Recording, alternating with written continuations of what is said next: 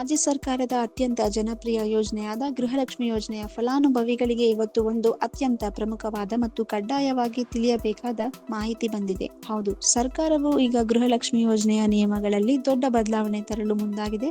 ಇನ್ಮೇಲೆ ನೀವು ಪ್ರತಿ ತಿಂಗಳು ತಪ್ಪದೆ 2,000 ರೂಪಾಯಿಗಳನ್ನು ಪಡೆಯಬೇಕಾದ್ರೆ ಈ ಒಂದು ಕೆಲಸವನ್ನು ತಕ್ಷಣವೇ ಮಾಡಿಸಲೇಬೇಕು.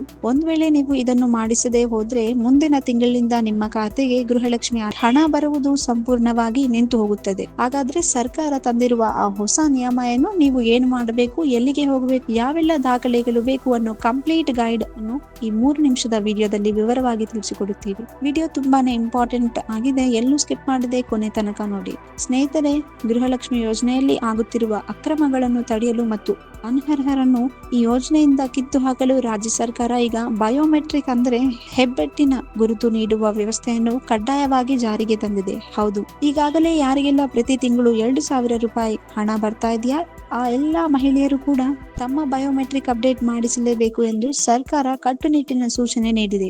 ಯಾರು ಬಯೋಮೆಟ್ರಿಕ್ ಮಾಡುವುದಿಲ್ಲವೋ ಅವರ ಕಾರ್ಡ್ಗಳನ್ನು ಅನರ್ಹ ಎಂದು ಪರಿಗಣಿಸಿ ಹಣವನ್ನು ತಡ ಹಿಡಿಯಲಾಗುತ್ತದೆ. ಹಾಗಾದ್ರೆ ಈ ಬಯೋಮೆಟ್ರಿಕ್ ಮಾಡಿಸುವುದು ಎಲ್ಲಿ ಅಂತ ನೀವು ಕೇಳಬಹುದು. ಇದಕ್ಕೆ ನೀವೆಲ್ಲೂ ದೂರ ಹೋಗ್ಬೇಕಾಗಿಲ್ಲ. ನಿಮ್ಮ ಮನೆಗೆ ಹತ್ತಿರದಲ್ಲಿ ಇರುವ ಈ ಕೆಳಗಿನ ಕೇಂದ್ರಗಳಿಗೆ ಭೇಟಿ ನೀಡಿ ನೀವು ಸುಲಭವಾಗಿ ಬಯೋಮೆಟ್ರಿಕ್ ಮಾಡಿಕೊಳ್ಳಬಹುದು. ಬೆಂಗಳೂರಿನ 1 ಕೇಂದ್ರಗಳು, ಗ್ರಾಮ್ 1 ಕೇಂದ್ರಗಳು, ಕರ್ನಾಟಕ 1 ಅಥವಾ ಸಾಮಾನ್ಯ ಸೇವಾ ಕೇಂದ್ರಗಳು ಹಾಗೂ ಬಾಪೂಜಿ ಸೇವಾ ಕೇಂದ್ರಗಳು. ಇಲ್ಲಿ ಹೋಗಿ ನಿಮ್ಮ ಹೆಬ್ಬೆಟ್ಟಿನ ಗುರುತು ನೀಡುವ ಮೂಲಕ ಗೃಹಲಕ್ಷ್ಮಿ ಯೋಜನೆಗೆ ನಿಮ್ಮ KYC ಪ್ರಕ್ರಿಯೆಯನ್ನು ಪೂರ್ಣಗೊಳಿಸಬೇಕಾಗುತ್ತದೆ. ಇನ್ನು ಬಯೋಮೆಟ್ರಿಕ್ ಮಾಡಿಸಲು ನೀವು ಹೋಗುವಾಗ ಯಾವೆಲ್ಲ ದಾಖಲೆಗಳನ್ನು ತಗೊಂಡು ಹೋಗಬೇಕು ಅನ್ನೋದನ್ನ ನೋಡುವುದಾದ್ರೆ ಮುಖ್ಯವಾಗಿ 2 ದಾಖಲೆಗಳು ಕಡ್ಡಾಯವಾಗಿ ಬೇಕು. ನಿಮ್ಮ ಆಧಾರ್ ಕಾರ್ಡ್, ನಿಮ್ಮ ರೇಷನ್ ಕಾರ್ಡ್. ಇದರ ಜೊತೆಗೆ ನಿಮ್ಮ ಬ್ಯಾಂಕ್ ಖಾತೆಗೆ ಆಧಾರ್ ಕಾರ್ಡ್ ಕಡ್ಡಾಯವಾಗಿ ಲಿಂಕ್ ಆಗಿದೆಯಾ ಎಂಬುದನ್ನ ಮತ್ತೊಮ್ಮೆ ಖಚಿತಪಡಿಸಿಕೊಳ್ಳಿ. ಏಕೆಂದ್ರೆ ಬಯೋಮೆಟ್ರಿಕ್ ಆದ ಮೇಲೂ ಆಧಾರ್ ಲಿಂಕ್ ಇಲ್ಲದಿದ್ದರೆ ಹಣ ಜಮಾ ಆಗುವುದಿಲ್ಲ. ಸ್ನೇಹಿತರೆ, ಸರ್ಕಾರದ ಈ ಹೊಸ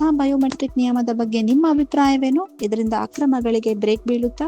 ಕಮೆಂಟ್ ಮಾಡಿ ತಿಳಿಸಿ. ಹಾಗೆಯೇ ನಿಮ್ಗೆ ಕಳೆದ ತಿಂಗಳ ಗೃಹಲಕ್ಷ್ಮಿ ಹಣ ಬಂದಿದ್ಯಾ ಇಲ್ವಾ ಅನ್ನೋದನ್ನ ಕೆಳಗೆ ಕಮೆಂಟ್ ಮಾಡಿ ತಿಳಿಸಿ. ನಿಮ್ಮ ಮನೆಯಲ್ಲಿ ಅಥವಾ ನಿಮ್ಮ ಪರಿಚಯಸ್ಥರಲ್ಲಿ ಯಾರಾದ್ರೂ ಗೃಹಲಕ್ಷ್ಮಿ ಹಣ ಪಡೆಯುತ್ತಿದ್ದಾರಾ? ದಯವಿಟ್ಟು ಈ ವಿಡಿಯೋವನ್ನು ತಕ್ಷಣವೇ ಅವರಿಗೆ ವಾಟ್ಸ್ಆಪ್ ನಲ್ಲಿ ಶೇರ್ ಮಾಡಿ ಜಾಗೃತಿ ಮೂಡಿಸಿ. ಮಾಹಿತಿ ಇಷ್ಟ ಆಗಿದ್ರೆ ವಿಡಿಯೋಗೆ ಒಂದು ಲೈಕ್ ಮಾಡಿ. ನಮ್ಮ ಚಾನೆಲ್ಗೆ ಈಗಲೇ ಸಬ್ಸ್ಕ್ರೈಬ್ ಆಗಿ ಪಕ್ಕದಲ್ಲಿ ಇರೋ ಬೆಲ್ ಐಕಾನ್ ಕ್ಲಿಕ್ ಮಾಡಿ. ಮತ್ತೊಂದು ಪ್ರಮುಖ ಸುದ್ದಿಯೊಂದಿಗೆ ಸಿಗೋಣ. ಧನ್ಯವಾದಗಳು. If you like this video, ಬೇಗ ಲೈಕ್ ಮಾಡಿ, ಕಾಮೆಂಟ್ ಮಾಡಿ, ಶೇರ್ ಮಾಡಿ ಹಾಗೂ ಯೋಯೋ ಟಿವಿ ಕನ್ನಡವನ್ನು ಸಬ್ಸ್ಕ್ರೈಬ್ ಮಾಡಿ.